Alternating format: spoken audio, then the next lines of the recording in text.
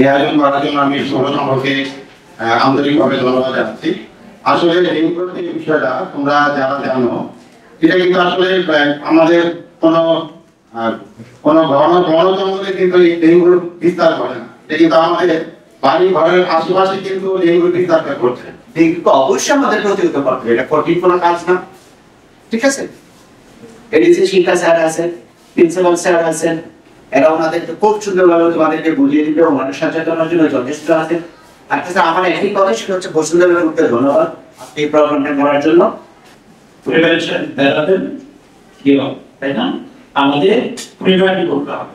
আমরা এই বিষয়টি কিভাবে আক্রান্ত না হই সেই বিষয়ে আমাদেরকে সচেতন হতে হবে, এবং এগুলো যেন সমাজে বাড়তে না পারে সেই বিষয়ে আমার যে দায়, আমি যতটুকু দায়ী, আমার কারণে যদি এটা বেড়ে যায় তাহলে সমাজের ক্ষতি হবে তথা রাষ্ট্রের ক্ষতি হবে। যেই কাজ দ্বারা সমাজকে বা রাষ্ট্রের ক্ষতি হবে সেই কাজ আমি একজন নাগরিক হিসাবে, রাষ্ট্রের নাগরিক হিসাবে সেই কাজটা করবো না বা আমরা করতে পারি না। তুমি হাঁটতে চলতে তোমার বাসার আশেপাশে যেখানেই দেখো মনে হয় যে বংশ আছে, সেটাকে ধ্বংস করে দিতে হবে। সেটার জন্য অনেক বেশি কিছু দরকার না, নিজেই করা যায়। তাহলে যারা কাজ করছে সচেতন বা আশেপাশের মানুষকে সচেতন করার কথা বলতে হবে। তোমার পিতা মাতা রয়েছেন, তাদেরকে বলতে হবে